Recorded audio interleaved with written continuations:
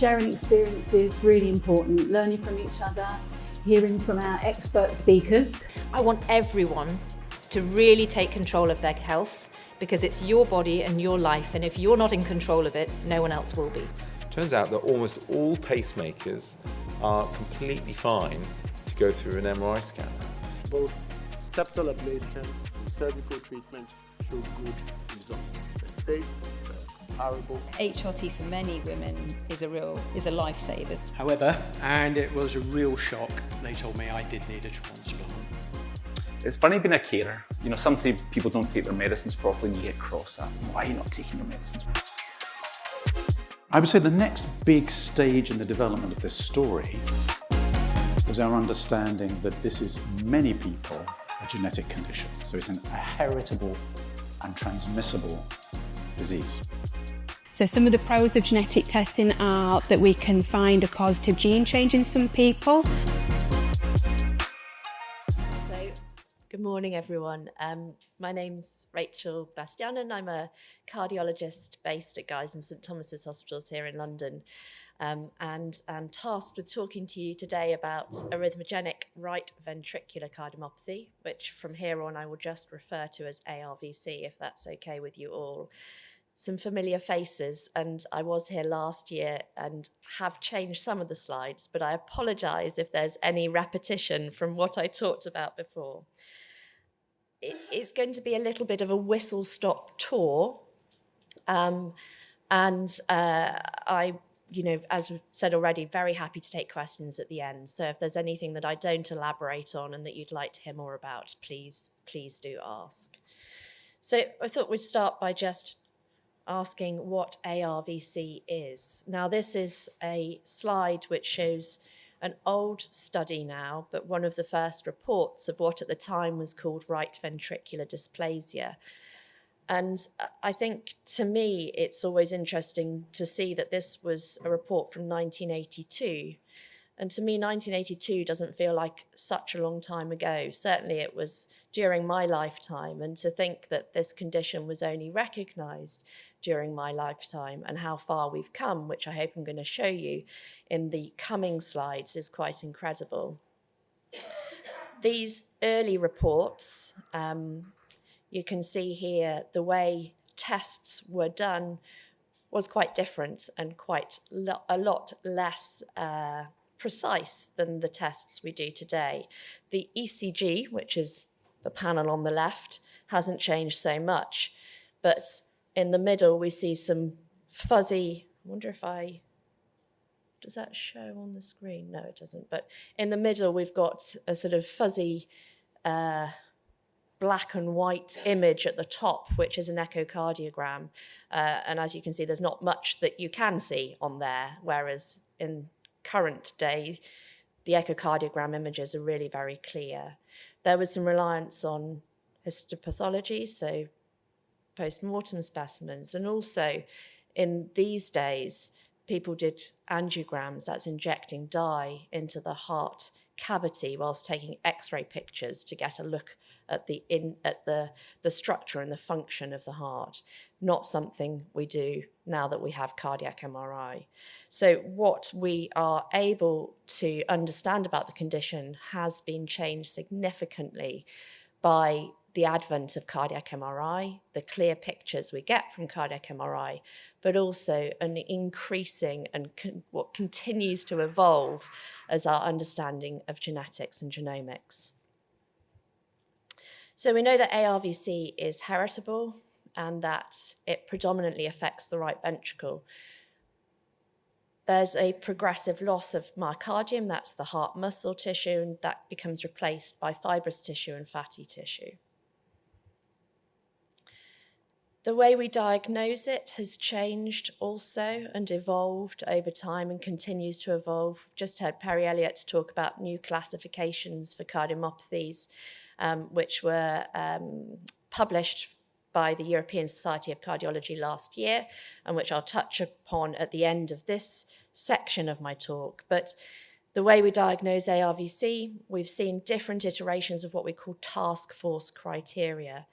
The first set in 1994, and then a subsequent set in 2010. And these task force criteria from 2010, a criteria we still use clinically to help us make the diagnosis. What they gave us compared to the first iteration was improved sensitivity. So with any newly recognized condition, I think what you start to appreciate first is what the disease looks like in people who are most severely affected. But what you're less good at doing is picking up early stages of the condition, so people with very subtle changes in the heart. And the later task force criteria, these ones from 2010, improved that. They gave us guidance on how to recognize the condition at an earlier stage. They also gave us numerical data so that it wasn't just a case of different people looking at scans going, that looks a little bit unusual. There had been some overdiagnosis as a result of that, but having numerical data that can be shared amongst clinicians working in different centres all over the country, all over the world, makes it more robust. There were some slight changes in the way we looked at arrhythmias, so that's the heart rhythm disturbances that come with this condition, but also this advent of genetic testing, which was helping us to understand the condition in more detail. That being said, we still don't have a single test. As many people in the room, I'm sure, will know that when we're trying to diagnose ARVC, there's not just one test we can do that says, yes, you have it, or no, you don't have it. We have to look at a whole series of electrical tests and imaging tests, genetic data, family history, and bring it all together to make a diagnosis. These are some of those tests, or at least the data that we see at the other end of them. So the ECG, which is still incredibly important, probably a very simple test to have, but a very important test that gives us information. We're seeing here an ECG of a patient who has ARVC with this, what we call T-wave inversion, circled in the red circle. We also do longer testing for heart rhythm disturbances, both on a treadmill or through wearing a monitor of the heartbeats, the sort of 24, 48 hour, sometimes 7 or 14-day tapes. And there we're looking for characteristic rhythm changes, of which we see here for somebody who was exercising. And you can see a change, I hope, from the left to the right of that panel, which is an abnormal rhythm called ventricular tachycardia. We use imaging data. So at the top of this panel, we have an echocardiogram, and the bottom two images are a cardiac MRI scan. I will show more of those later and try to walk you through them. I think the cardiac MRI scan often looks more like a heart to people who are not used to looking at heart imaging. These are very useful in making the diagnosis, in particular the MRI scan, because we can see the right-hand side of the heart more clearly with MRI than we can with echo. It's very rare to do a cardiac biopsy these days, but nonetheless, sometimes there is still a little bit of tissue taken from the heart that can be looked at under the microscope. And that's what we see here, the combination of muscle, scar, and fat, which we see in ARVC. And for an inherited condition, obviously, family history is really, really important, as is increasingly genetic testing and the results from that. Now, I'm only going to touch on this briefly because the new classification of cardiomyopathies has told us that we look at the phenotype, so the morphology of the heart and the changes, and the new criteria tell us to divide that into the right and the left. But we do know that ARVC doesn't always just affect the right-hand side of the heart in all patients. And in some people, there will be both sides of the heart affected. And in some people, it will be predominantly the left side that gives rise to an arrhythmogenic cardiomyopathy. We see slightly different features because the ECG looks a little bit different. the MRI scan shows changes on the left rather than the right-hand side of the heart, but we may see the two coexisting.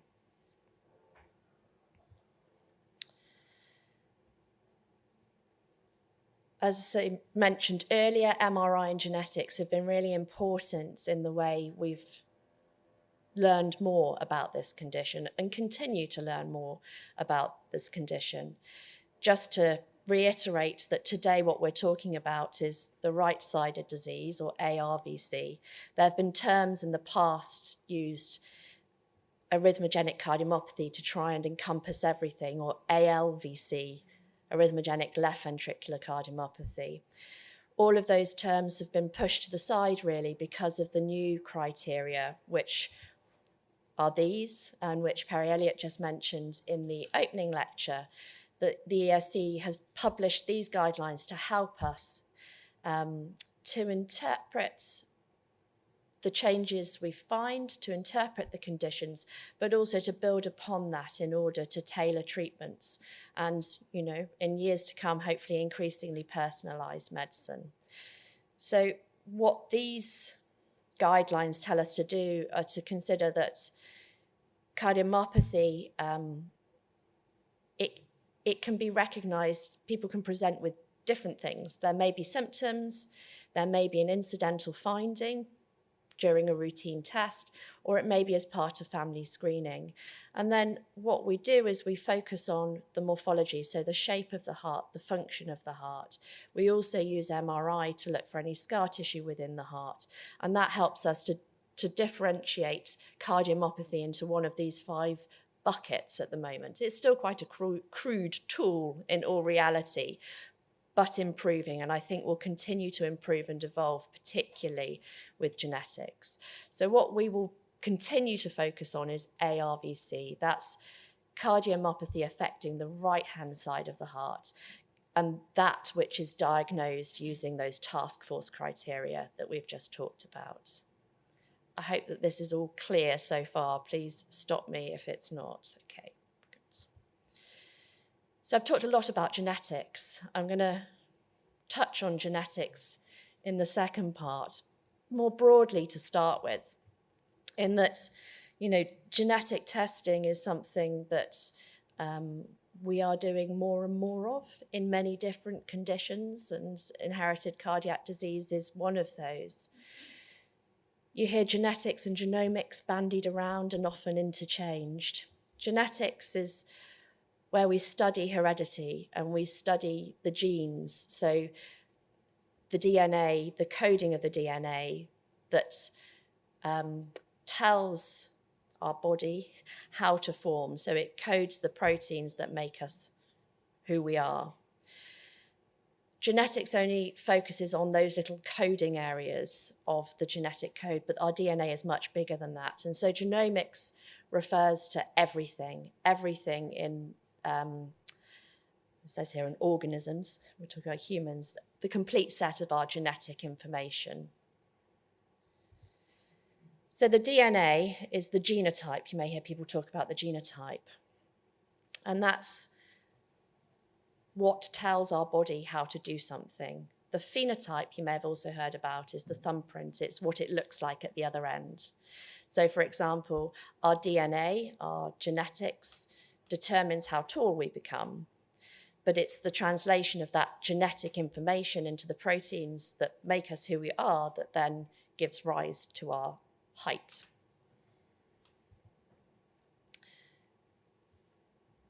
A gene codes a protein, and in this panel on the left, that's a normal gene coding a normal protein.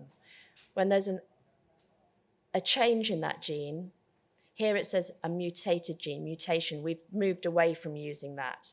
We talk about variants, so variation, a change in the genetics, some of which are pathogenic, so giving rise to abnormal proteins. And there's a whole range of normal to abnormal. But a pathogenic variant, or in old language, mutation, will give rise to an abnormal protein or no protein at all.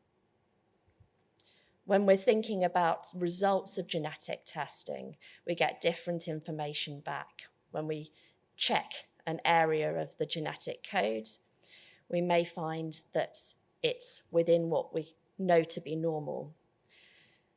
And here that would be on the left, benign. Or we check an area of the genetic code and it gives us something which is clearly not normal and which we call pathogenic and the cause of the condition. But in between that, there's variation. We're all different. We all look different. We all have variation in our genetics. And I think what is an ever-evolving understanding is of what is normal variation and what is something that is so different that it gives rise to an abnormal protein or no protein, such that we see the condition in front of us.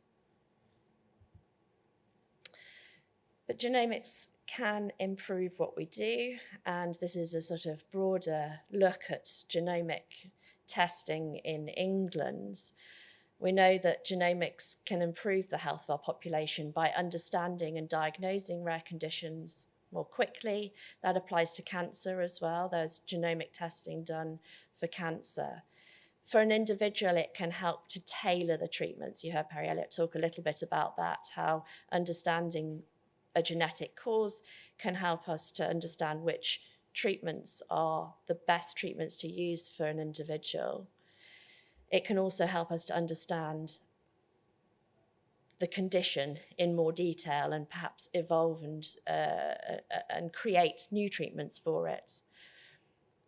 It's not necessarily just useful for an individual, it can be useful, of course, for their family members in terms of predicting who else may be or become affected.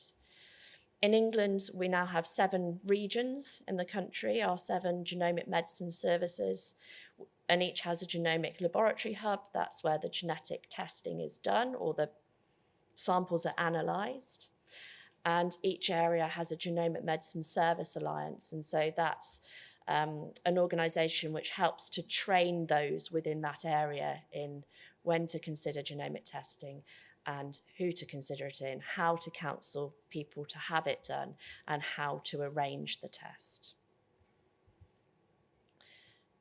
It's a little bit of a deviation for ARVC, but to bring it back round to ARVC, we recognise a number of different genes where if there is a pathogenic variant or old language mutation in those genes, that can lead to ARVC. And the genes that are involved tend to be what we call the desmosomes, and you may have heard that term, but essentially it's like the glue that sticks the heart muscle cells together. So that if changes occur in those genes and those proteins which the genes create, it can lead to changes in the way the heart cells stick together and ultimately onto ARVC. So, how do we diagnose the condition?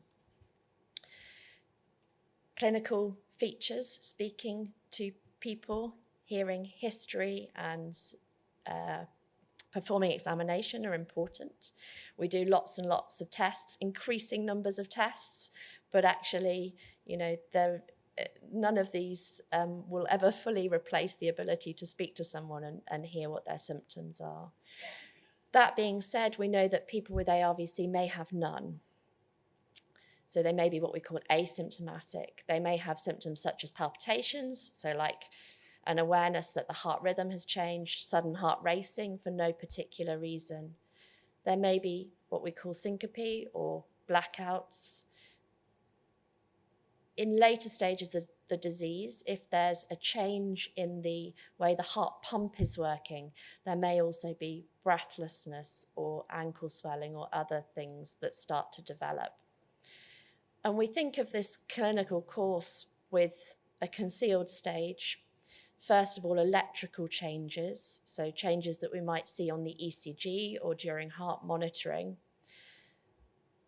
Later on, we tend to see structural changes in terms of the way the heart pump works. That being said, MRI has also shaken up that part of the picture because the MRI scans can show changes in the heart muscle, so scar tissue within the heart muscle that we know occurs at a much earlier stage. So in any inherited condition, family history is really important. in ARVC, many of the genetic changes that lead to the condition are what we call autosomal dominant, and that's shown here on the panel on the right, so that if one if somebody is affected, the chance of their children receiving or inheriting the abnormal gene is going to be 50%, so 1 in 2. Taking a family history and looking at the patterns of those who have been affected and are affected within the family can help to understand what the inheritance pattern looks like. It can also help us to understand who else may be at risk and who we need to be checking and testing.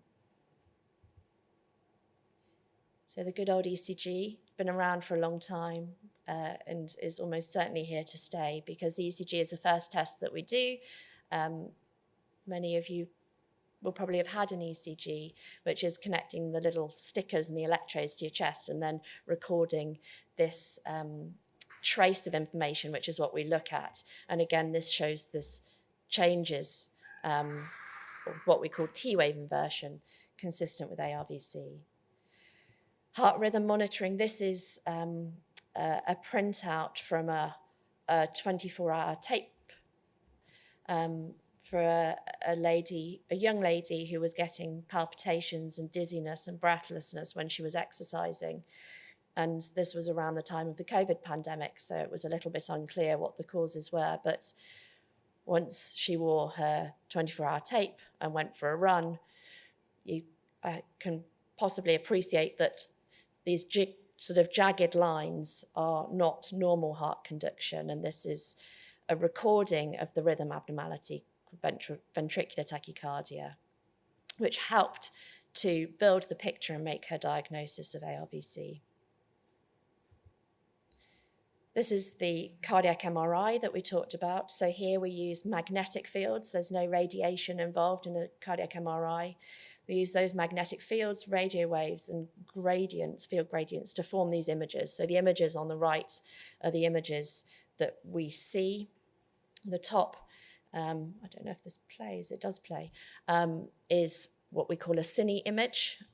That's showing us the heart. You can see on the left-hand side of that, the atria, so the chambers that receive the blood from the body and from the lungs, and then towards the right, the ventricles, so the chambers that are pumping the blood to the body and to the lungs. On the bottom right corner, we see a still image, but this is what we call a late gadolinium enhancement image. So it's where we're looking for scar tissue sitting within the heart muscle. So we can slice and dice the heart in a number of different ways once we have those original images. And that enables us to look at the heart in what we call the long axis. So like the first image we were just looking at, where you can see the atria and the ventricles, and we're slicing it through the middle, if you like. We can also slice sequentially, as though you're looking down within the main pumping chamber, the left ventricle and the right ventricle here of the heart, at a number of different levels. This is what we talked about, late gadolinium enhancement imaging. So this allows us to look at the heart muscle and to look for areas of scar. Now, this is an old slide, one of the earlier images where people were beginning to learn what these different patterns of scar tissue might relate to in terms of identifying a cardiomyopathy and a particular type of cardiomyopathy. This gets better all the time, but here what we see is the black represents normal heart muscle and the white represents scar tissue. So I said already that MRI is really useful, really important in diagnosing ARVC. We can use the MRI to look for to look in detail at the right-hand side of the heart, the right ventricle. We can look to see whether the right ventricle is enlarged, what the pump function is, whether that's reduced, and whether there are areas of the muscle that contract less well, which get caught sometimes little aneurysms along the wall.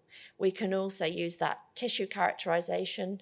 So on the right-hand side, where we're looking for patches of white amongst the black, which shows us areas of fibrous tissue and fatty infiltration that we know is part of ARVC. Now, genetic testing, as I mentioned a little already, is increasingly performed for inherited or for suspected inherited cardiac disease. NHS England tells us what tests are available and tells us who we can test.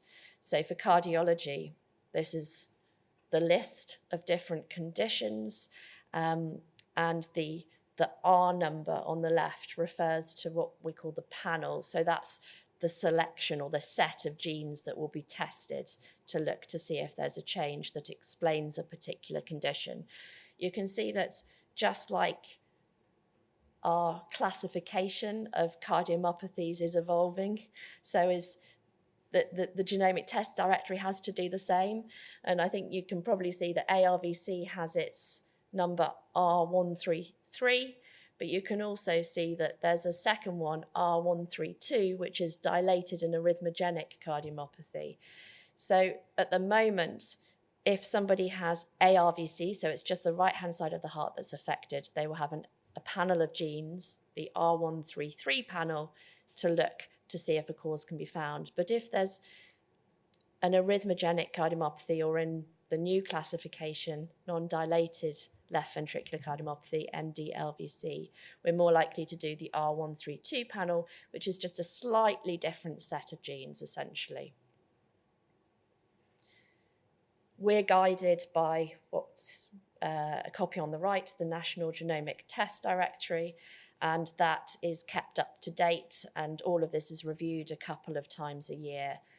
It continues to change and evolve as more and more is learnt about genetic testing and the relevance to each heart condition in that list. So I've said already, genetic testing is useful for an individual. It's useful to help make a diagnosis sometimes. It can be useful to help the prognosis, so to understand how the condition may develop and therefore to help guide treatments. It can also be helpful in terms of family planning and reproductive advice. That's for the individual concerned.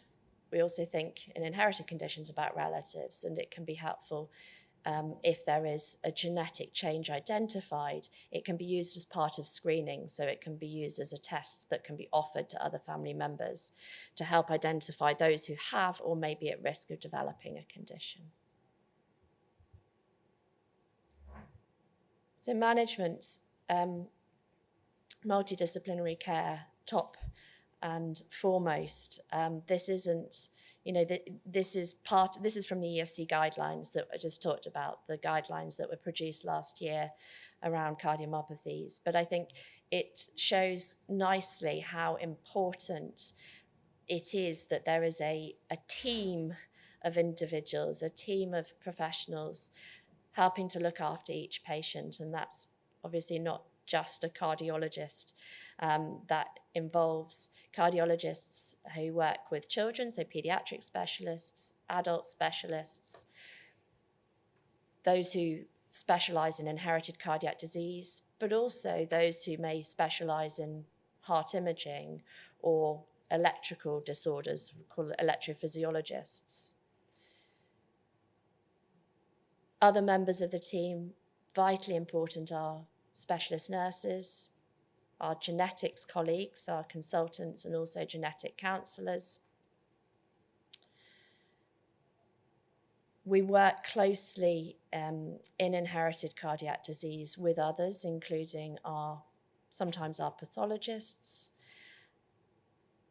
and our colleagues who, I think one of the things with with a group of conditions. So if we think about inherited cardiac disease as in its entirety, many of the conditions have not been recognised for a long time, as in it's been a short time that we've been aware of them. I'll explain that very well.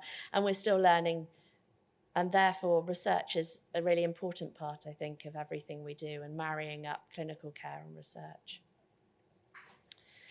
Otherwise, and I'll talk a little bit more, that there are other really important areas which I think we've been less good at providing care for within the NHS, but it's increasingly apparent how important these things are, and working out how to provide care, but around cardiac rehab, around exercise, and around sort of psychological and mental well-being support as well. So I know that there's going to be a talk at some point today, I think, around exercise and cardiomyopathy. For ARVC, it is a condition where evidence thus far suggests that those who are affected should avoid high-intensity, intensive exercise and competitive sports, and that's on the basis that there is some evidence that that may cause the condition to progress.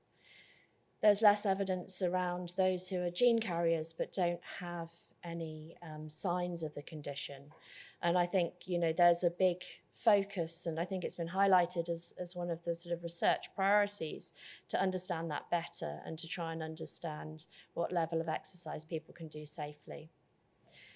At this point in time, we have guidance from the ESC in 2020 around exercise, but also more recent guidance from the document I keep coming back to last year, the cardiomyopathy document around how to exercise, because it's really important for people to take some exercise. We know that being completely still is not good for heart health in other ways, but how to exercise safely with arrhythmogenic cardiomyopathy, with ARVC. And there is a degree of, this is not one size fits all. It's working together and assessing each person's condition to try and understand that better, and then deciding together between clinician and patient. In terms of treatment, we heard about exciting treatment developments in cardiomyopathies in general, Perry Elliott just talked about. There are a number of things we consider and we think about in ARVC. Sorry, I've written ACM here because this is a paper from the Vogue where we were talking about arrhythmogenic cardiomyopathy before we settled on left and right. But essentially, we have guidelines for medications that we can use to help to support the pump function of the heart if there's a reduction in that. We have medications we can use to treat rhythm abnormalities or to try and prevent them. We also have procedures that can be used when the medications themselves are not able to control the rhythm abnormalities. So you may have heard of something called catheter ablation, which I'll touch on briefly in a few minutes. And then for patients where there's either evidence of blood clot formation or a risk of that, there may need to be blood thinning medications, anticoagulation. So beta blockers are the first line treatments, and these help to reduce arrhythmias, particularly in exercise, through reducing adrenergic tone, essentially, so reducing that fight or flight mechanism that you may well have heard about.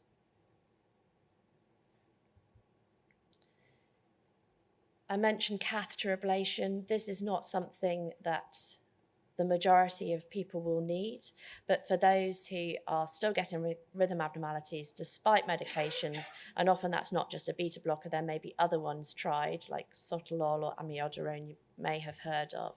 But in people where the medications aren't able to keep control of the heart rhythm abnormalities, then sometimes we'll think about this, which is a procedure which my EP colleagues, the electrophysiologists, do, where wires are passed up into the heart to record the electrical activity, to find out where that rhythm abnormality is coming from and deliver some RF energy to try and stop it coming in the first place. It can be from within the heart, which we call endocardial, or it can be from outside of the heart, which we call epicardial. And these brightly coloured pictures on the right are the maps that the EP doctors use to locate where that rhythm abnormality is coming from in order to know where to treat. One of the things that we're always obviously aware of, although it applies to a very small number of people, is the abnormal rhythms that could cause cardiac arrest or sudden death. For anybody who has survived a cardiac arrest, we know that the risk of a further one is elevated. We think about implanting an ICD, which I'm going to show you on the next slide, but we refer to this as secondary prevention. So it's when a condition has already occurred.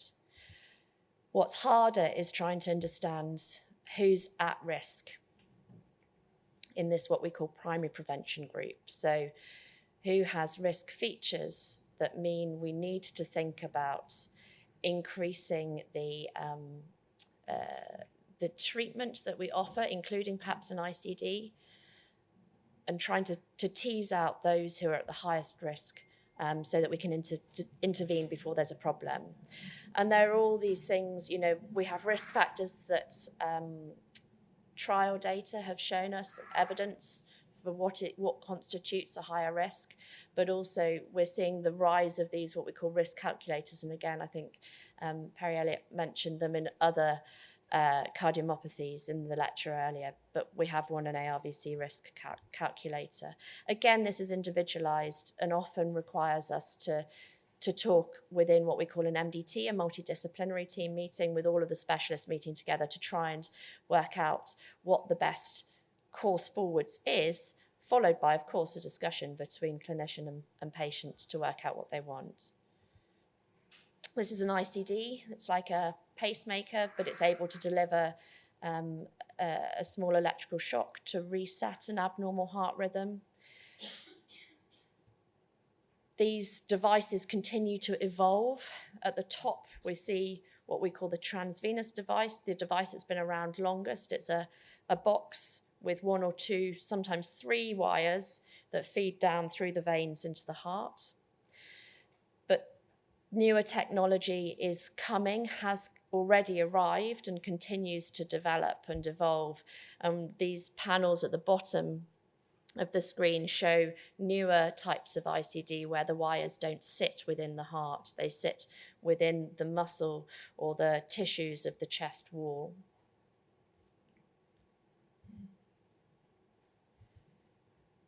Touched upon psychological support. I know that we've got the report, or Cardiomyopathy UK are going to share or have shared already from this year. I'm sorry that I have just the data from last year, but it's clear, I think, in this year's report and in last year's report that that mental well-being is something that's really important and something that we probably struggle to provide access to or to support within the NHS. We have tried to address that locally by within our service, we do some screening for mental well-being, including questionnaires to assess anxiety, depression, and a score called the Cardiac Anxiety Score. We have our specialist nurses who will, based upon the results of those screening questionnaires, will see patients in clinic to try and offer some of that support and to signpost to services, including charities like Cardiomyopathy UK, to help patients who are struggling, to help those who are struggling. We can make referrals to the GP, and there is the NHS Talking Therapies self-referral, or IAPT. Beyond that, though, many NHS services are quite limited, including us. I think our hope for the future would be that we can embed clinical psychologists within our services. But like so many things, funding can delay what we wish to do in that area, but certainly something I think that there's increasing aware of within ICC services, and increasing desire to do something about. I have a couple of minutes probably, don't I? And then, yes. So I will touch, these are very brief slides, just trying to think to the future. I'm a bit of a late adopter for ChatGPT, but I have started using it for things like this. I write my talk and then I ask it what it thinks to see whether we agree or not. And I did ask, this was for another talk recently that I was giving about genomic testing more broadly, and I asked ChatGPT what it thought the future of genomics looked like. And it came back with lots of very sensible suggestions and things that I think have been touched upon in Perry Elliott's lecture already, but things that we are seeing progress already. So enhanced risk prediction, a focus obviously on preventative cardiovascular health and population health, which genomics can help to provide, as I showed you on a slide earlier. The advent of AI and the ability to kind of bring together big data, but also understanding more about genomics and understanding more about processes and mechanisms that lead to clinical conditions can hopefully help us to target conditions earlier on, whether that's gene therapy, gene editing, or just intervening at different points along the pathway, if that makes sense. And then the bit that I don't think has been touched upon too much yet, but pharmacogenomics, so understanding how each person will react to a medication, because we're all genetically different and we will therefore all react slightly differently to medications that are prescribed. But so I asked ChatGPT, what's the future look like? But it was really just to say that some of these things are already happening. There's a lot of research invested in these areas, but some of these gene therapies are beginning to, the trials are moving from animal models and into humans, which is the natural progression of every new therapy. We're seeing some pharmacogenomics, so we're seeing some genetic testing, which is helping to guide certain treatments. Here, clopidogrel, which is a medication used after somebody has had a stroke. So these things are already happening. And I am touching briefly upon this. I was asked by Elijah Bear, who is a cardiologist at St. George's, to mention this gene therapy trial for plakophilin-associated ARVC, which is due to start and which looks to address the underlying change in the genetic abnormality itself that causes ARVC associated with this particular genetic change, plakophilin. There are trial sites that are opening within the UK, 3 in London and 1 in Glasgow. There are other exciting avenues, I think, for future research and potential to change the way we are able to give treatments. Understanding what role inflammation plays in the progression of ARVC is another area where there's intense research occurring, and if we can understand it better, we can hopefully help to find therapies that target particular aspects of this. This is my final slide, I promise. So I mentioned big data and AI. I think there's a lot of excitement around that. So, being able to assimilate lots of information from all of the tests that I've talked about, the ECGs, the monitors, the imaging tests, the genetics, and bring it together in the black box. I would love to say that I understand exactly what happens in that black box, but I don't. But being able to then bring together all of these large data sets and hopefully create individualized or personalized risk predictors to try and understand who's at highest risk and who might need that ICD. And they've already done this using ECGs in a group of patients This is data from the Netherlands, patients who have, it's a particular genetic change causing an arrhythmogenic form of cardiomyopathy called phospholamban cardiomyopathy. But here they were able to use AI to look at, I think it was over 1 million ECGs, and determine which aspects of the ECG traces led to an increased risk of an abnormal heart rhythm. And that performed better than than what was already being done in that, you know, clinician seeing somebody in the clinic trying to look at a few results of their tests and bring that together to try and predict the risk.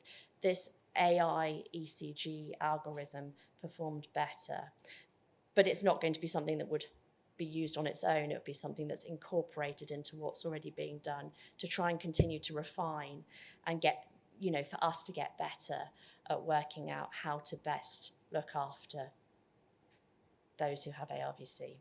So I am going to stop there. Thank you very much for listening. I'm happy to answer any questions. Thank you very much, Rachel. Are there any questions that we have? Okay. Are there any other questions? Okay. So just to say, we've, if everyone's okay, we'll spend about 10 minutes on questions. We'll just cut down on the break a little bit. Okay. The question is, can I read the question? Would you? Thank you. We've got a lot of doctors in the room. Their handwriting's brilliant. Thank you. Do you want to? Can I get a microphone? Is the hand? Is there a hand? Oh, there is one there actually. Yeah. There we go. You're okay? Yeah. Okay. Thank you. So the later ICDs. Yeah. That are on there. Yeah, just for the recording, can you have it on mic, please? I don't want to do it now. Oh, yeah. No, because we're recording everything. Thank you. Okay, the later ICDs that are on the side, are they internal or external? So the newer technology, there are two different types of devices now available. The box sits on the side of the chest, underneath the skin. Yeah. Okay. And then the wire passes through the chest wall for one of them and sits up within the soft tissues. Yes. The second one, the wire sits just behind the sternum, just behind the breastbone. Both of those wires sit outside of the heart, which is the drive for developing them, because there will always be a role for ICDs where the wires sit in the heart, particularly if we need them, or if someone needs them to act as a pacemaker as well.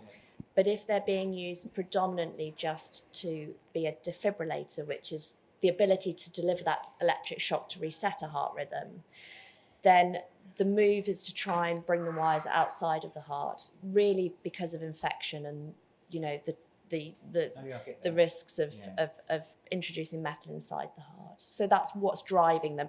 They're reasonably, the SICD, which is the one where the wire tunnels up into the soft tissues, has been around for a long time. The newer one is what they call the extravascular ICD, the EV ICD, which is the one where the wire sits just behind the breastbone.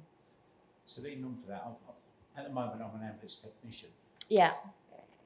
If we've got an ICD, we assume it will pace and it will shock as required. Can I make the assumption then that if I find effectively a block, like this lump down here, it is only going to shock and it's not going to pace? It's mainly going to act as a defibrillator to shock. The one, particularly the one where the wire is up behind the breastbone, can pace a bit as well, but it paces a bit like, as an ambulance technician, you'll know that you can pace through the external pads. Yeah. So it's having to use slightly higher energy to capture the heart. Yeah, but so certainly the newer ones can, but it's for a much shorter period of time, and I think there's still work ongoing to improve and make sure that that's fully reliable. But yes, it will do it, but not to the same degree as the wires in the heart. Yeah. Wires aren't actually implanted in the heart. Yeah. Brilliant. Yeah. Thank you. Okay. I've got another question. Have you? Is that right? Well, okay. Sure. Well, they're just to bring a variety in. Okay, so this one if you don't mind. So this question really relates to the new classifications around ARVC, and I'm paraphrasing it. Please tell me if I'm wrong. And is that changing, impacting the management of that? So the reason for doing it, I think, is to help us with management and to help to align with genetics and the data that we've been getting from CMR. Essentially, perhaps it might be helpful if I can quickly scroll back to that slide. Apologies. Where are we? In that the classifications have existed for all of those. You can see that there are 5. There's HCM, DCM, ND-LVC, ARVC, and RCM. All of those previously existed apart from ND-LVC, which stands for non-dilated left ventricular cardiomyopathy. And that includes the group of conditions that we used to call ALVC, or arrhythmogenic left ventricular cardiomyopathy. And really what the nomenclature or the classification is doing is to try and sort of separate out which side of the heart is the predominant side that's affected. It doesn't mean that there can't be both sides affected, because we know that that occurs, but it's helping us to sort of streamline genetics and treatments into, it's an improvement, it's a move in the right direction, I think, to help guide prognosis. So what does the picture look like, and treatment. I suspect it will continue to evolve, I think, particularly with genetics, and we may get to a point in time where there are different brackets for each gene. But at the moment, this is a step in the right direction. So it's helpful. It's not, I know it's a confusing thing for patients and for us, actually, at the beginning, to change what we're used to talking about. But I think it is a good thing. Thank you. I think there's a question here about gene therapy being available for ARVC. And I think you already alluded to that. Yeah.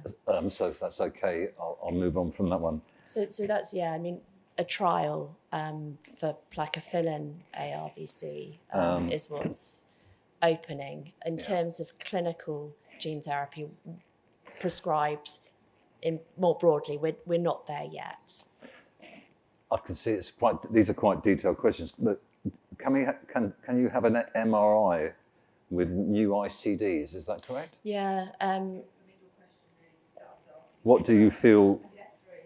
No, that's all right. So the question then goes on to, what do you feel about that will be personalised treatment? Is that correct? So I think where we're likely to see change, I mean, I'm sure this will continue to evolve, but right at this point in time, I think that there is personalisation that comes with genetics. So understanding a genetic cause, we already are beginning to see that in terms of personalised therapies and risk stratification. So I think personalisation in those areas is where we're going to continue to see changes. So in terms of the treatment, medication, but also device therapies or other, broadly we call that management, but also in terms of risk prediction. And I think that some of that will be driven by genomics, but other aspects won't necessarily be driven just by genomics. And I think that as we start to work out how to use AI and to assimilate huge amounts of data, we will start to see some personalisation that can occur even without genetic results, because I appreciate not everybody who has ARVC will we find the genetic cause. We know that that's the case at the moment. So I don't think, I guess I want to say that genomics, yes, but even without a genetic cause, I think that there will be increasing personalisation through AI actually as well. So I've got 2 more questions here. One of them is I think, I'll just read it out. Is anybody using AI to explore patient data currently in London? So we're not using it in a clinical setting, no. I think that there are obviously research endeavours that are occurring within London and more broadly as well, and often in the AI setting. I think it's collaborative approaches because it needs huge amounts of data in order to start to get results. But certainly we're not using it on a day-to-day basis just yet. And if we could just end with this last question, which is, would you say anything more about inflammation? You talked about inflammation and impact on the development of disease. Is it? I guess this is about whether there are funds for marketing anti-inflammatory drugs, and does that? Yeah, so I think that that's what the hope is to understand is, you know, what role does inflammation have in how the disease progresses? Is it a byproduct of progression, or is it inflammation that's driving progression? Because if it's inflammation that's causing the disease to change, understanding the pathways, and often that's quite detailed understanding, but it might allow development of certain drugs to actively target those parts of the pathways. So I don't think, I know there are broad-scale anti-inflammatory drugs out there, but I think we're talking more about understanding precise mechanisms and developing new drugs, potentially. Can we watch this space. Can we thank Rachel again, please, for a wonderful session? Thank you.